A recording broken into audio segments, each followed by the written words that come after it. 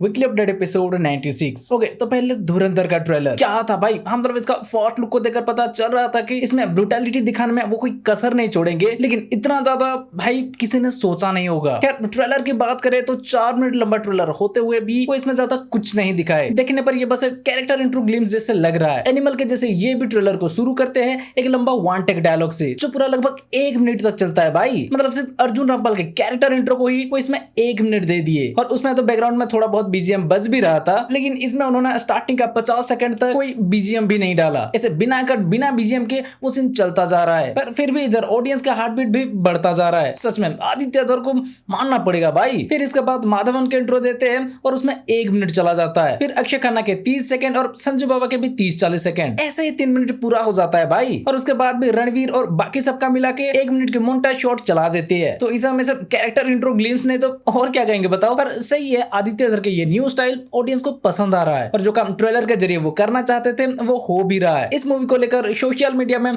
काफी ज्यादा चर्चा हो रहा है, लेकिन कुछ लोग इसका ट्रेलर से नाखुश भी है, क्योंकि वायलेंस भाई वो सच में इसमें बहुत ज्यादा देखने मिल रहा है। और हमारे यहाँ का ज्यादातर ऑडियंस शायद ये देखने के लिए अभी रेडी नहीं है। पर डायरेक्टर इसका आदित्य धर है, तो ट्रेलर को देख कर ही लगता है वो इसे लिखे है भाई। ऐसा ही मूवी को ए रेटेड बनाने के लिए कसाई के जैसे काटते हो कुछ भी नहीं दिखा रहे। देख कर लगता है उसका सारा एक्शन सीक्वेंस में भी काफी मेहनत की है, पर फिर भी ये तो कंफर्म है कि इसे काफी ज्यादा क्रिटिसिज्म का सामना करना पड़ेगा। अभी से लोग ये आवाज उठाना शुरू कर दिया है कि ये क्या दिखा रहे हो। खैर, उस तरफ हमें जाना नहीं है, ट्रेलर कैसा है हमें उसके ऊपर चर्चा करना है। तो भाई ट्रेलर अच्छा था, और इसमें हर एक एक्टर अर्जुन रामपाल, आर माधवन, अक्षय खन्ना, रणवीर सिंह सब क्या लग रहे थे भाई। इस मूवी के लिए एक्साइटमेंट डबल हो गई है। पर काफी सारे सूत्रों से अब ऐसा भी सुनने मिल रहा है कि आदित्य धर ने धुरंधर के लिए लगभग 7 घंटे की फुटेज शूट किए थे, और उन सबको एक मूवी में दिखाना हो तो उन्हें आधे से ज्यादा सीन तो काटना ही पड़ेगा। इसलिए वो इसे एक नहीं 2 मूवी में रिलीज करने की प्लान कर रहे हैं, जिसमें से पहला पार्ट को वो 5 दिसंबर को रिलीज करेंगे और सेकंड पार्ट को अगले साल बीच में कहीं, ऐसा भी सुनने मिल रहा है। ऐसा किया तो क्या होगा पता नहीं, क्योंकि ये 2 पार्ट वाले नाटक से ऑडियंस भी परेशान हो चुकी है। लेकिन चलो देखते हैं फिर भी मेकर्स क्या कहते हैं, क्योंकि अभी तक इस बात को ऑफिशियली कहीं भी अनाउंस नहीं किया। ये क्या तो क्या होगा पता नहीं तो ये मूवी बॉक्स ऑफिस पर धमाल मचा सकती है। अब चलो आप भी बता दो आपको इसका ट्रेलर कैसा लगा, और आपको इस मूवी से क्या सब उम्मीदें हैं। नेक्स्ट वाराणसी, जब तक ये मूवी अनाउंस हुआ नहीं था तो इसे लेकर कंट्रोवर्सी का भी कोई नामो निशान नहीं था, और अब जब इसे अनाउंस कर दिया है तो इसे लेकर कंट्रोवर्सी भी भाई शुरू हो गई है। राजामौली के ऊपर 1 नहीं 2 नहीं 3 केस ठोक दिए हैं। असल में हुआ कुछ ऐसा है कि अभी जो इसका टाइटल अनाउंस किया उस ग्लोब ट्रोटर इवेंट में उस टीजर को प्ले करते टाइम कुछ ग्लिच आ गया था, तो राजामौली थोड़ा उदास हो गए और कहने लगे कि उनके पिता और पत्नी हनुमान जी को बहुत मानते हैं, लेकिन भगवान को ये नहीं मानते। उनके पिता उन्हें कहते थे कि हमेशा भगवान उनके साथ खड़ा होंगे, उन्हें गाइड करेंगे, लेकिन ये टेक्निकल ग्लिच के बाद वो कहने लगे कि क्या भगवान मेरी इस तरह से मदद कर रहे हैं, और ये कहकर वो थोड़ा इमोशनल भी हो गए। भाई आप समझ सकते हो इतना बड़ा इवेंट था, कितने दिनों से उन्होंने इसे प्लान किया था, और फिर भी ऐसा लास्ट मिनट पे गड़बड़ हो जाए तो बुरा तो लगेगा ही। इसलिए राजामौली जी थोड़ा हिले हुए थे, तो उनके मुंह से गलती से या कैसे पता नहीं वो निकल गया। तो उसी को लेकर राष्ट्रीय वानर सेना नाम की एक संगठन ने राजामौली के ऊपर शिकायत दर्ज कर दी, ये कहकर कि उन्होंने ऐसा कहकर हिंदू सेंटिमेंट को हर्ट किया है। और इतना ही नहीं, इसके बाद तो ऐसा भी सुनने मिल रहा है कि उन्होंने राजामौली के ऊपर 2 और शिकायत दर्ज कर दी। दूसरा महेश बाबू की एंट्री के लिए, उन्हें नंदी के ऊपर बैठा के दिखाने के लिए, और तीसरा बाहुबली इटर्नल वॉर वाले टीजर में बाहुबली को इंद्र के साथ लड़ते हुए दिखाने के लिए। पर रुको, इतना ही नहीं, अभी तो राजामौली के और भी क्लिप्स और ट्वीट्स बाहर आ रहे हैं। 14 साल पहले वो ऐसा कह दिए थे कि उन्हें भगवान राम अवतार पसंद नहीं, 10 अवतारों में से उन्हें भगवान कृष्ण के अवतार ज्यादा पसंद है, तो वो भी बाहर आने लगा है। फिर किसी एक इंटरव्यू में वो बोल दिए थे कि श्री राम जी से ज्यादा उन्हें रावण पसंद है। तो भाई कुछ लोग और भड़क रहे हैं कि फिर उन्हें लेकर मूवी क्यों बना रहे हो, अपना मूवी में उनके रेफरेंस क्यों डाल रहे हो, उनके नाम पे अपना मूवी क्यों बेच रहे हो। ऐसा बहुत कुछ भाई होता है। ऐसे सिचुएशन में बंदा से एक गलती हुई तो लोग सालों पहले की गई गलती को भी खोद के निकाल लाते हैं। पर राजामौली को लेकर ऐसा नहीं करना चाहिए यार, कहीं कुछ गलती से बोल दिए होंगे, लेकिन अपने किसी भी मूवी में वो भगवान या देवताओं के रेफरेंस को वो हमेशा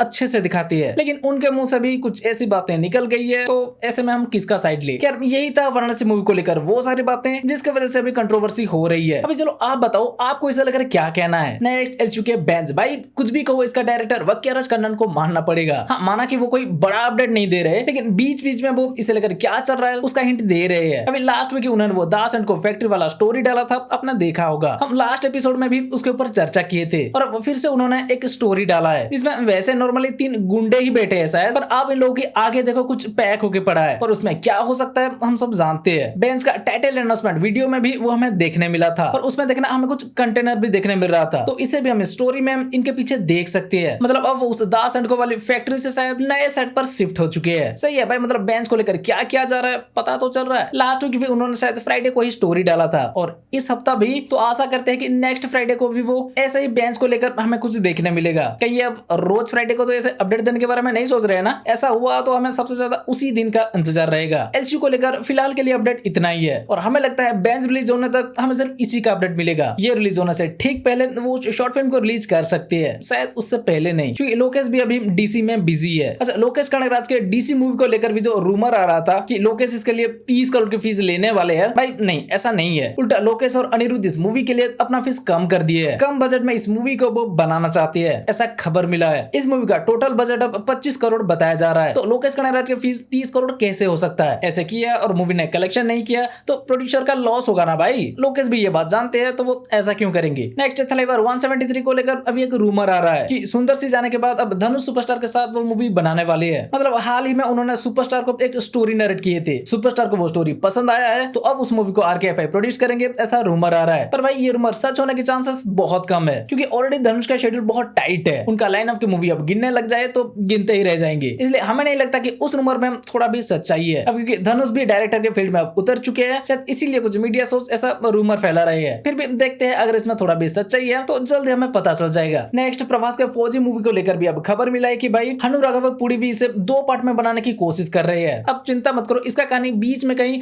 आधे में नहीं रुकेगी। फौजी मूवी कंप्लीट दिखाया जाएगा और आगे जो इसका सेकंड पार्ट आएगा वो इस मूवी का सीक्वल नहीं प्रीक्वल होगा। मतलब होमबाली फिल्म ने जैसे पहले कांतारा बनाया, फिर कांतारा चैप्टर 1 बनाया, वैसे ये लोग भी फौजी के बाद फौजी के प्रीक्वल के ऊपर काम कर सकते हैं, ऐसा हनु राघवपुड़ी बोल रहे थे। लेकिन हम पहले फर्स्ट पार्ट को रिलीज होने देते हैं भाई, और रिलीज के बाद ऑडियंस का रिएक्शन देखते हैं, फिर हम इसका सेकंड पार्ट के ऊपर चर्चा करेंगे। क्योंकि द राजा साहब के जैसे फिलहाल के लिए तो फौजी का भी उतना हाइप नहीं है, लेकिन अगर रिलीज होने के बाद ये भी सीतारामम के जैसे फेमस हो जाए तो फिर कुछ कह नहीं सकते। डायरेक्टर अच्छा है तो उनके ऊपर भी थोड़ा भरोसा है। नेक्स्ट टाइगर श्रॉफ के अगले मूवी को लेकर खबर मिली है कि वो राम मधवानी जिन्होंने कि धमाका और निर्जा बनाया था, उनके साथ एक मूवी बनाने वाली है और महावीर जैन इस मूवी को प्रोड्यूस करेंगे। इस मूवी का सिर्फ मेन लीड यानी टाइगर श्रॉफ को ही कंफर्म किया है, बाकी इसमें विलेन कौन होंगे, फीमेल लीड में कौन दिखेंगे अभी तक डिसाइड नहीं किया। 2026 के मिड में ये फ्लोर पर जा सकती है और जापान में भी इसका एक बहुत बड़ा पोर्शन की शूट किया जाएगा, ऐसा सुनने मिल रहा है। और वो पोर्शन के शूट के लिए लोकेशन जापान चुना जाना, मतलब वो सिर्फ ग्लोबल अपील के लिए नहीं, एक्चुअली में शायद इस मूवी को विजुअली बहुत बड़ा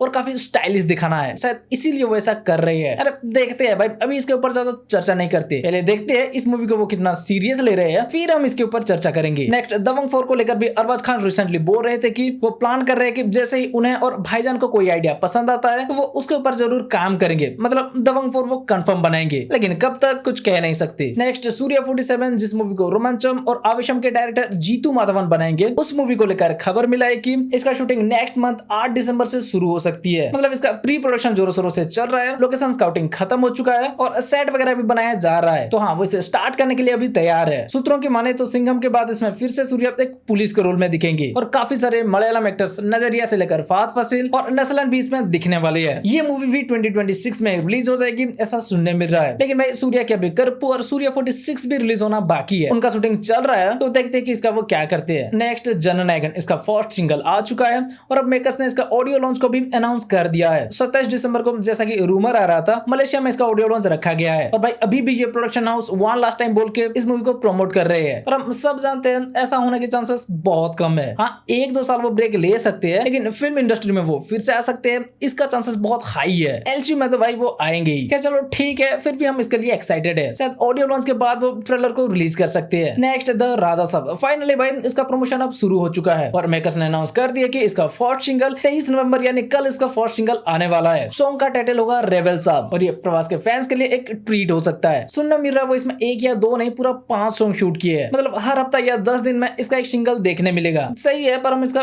ट्रेलर के इंतजार कर रहे हैं। ठीक है, तो भाई बस ये था इस हफ्ते की फिल्मों से जुड़ी कुछ अपडेट्स। अब अगर आपको ये वीडियो अच्छी लगी हो तो वीडियो को लाइक शेयर और चैनल को सब्सक्राइब कर दो। चलो फिर मिलते हैं अगले वीडियो में, बाय।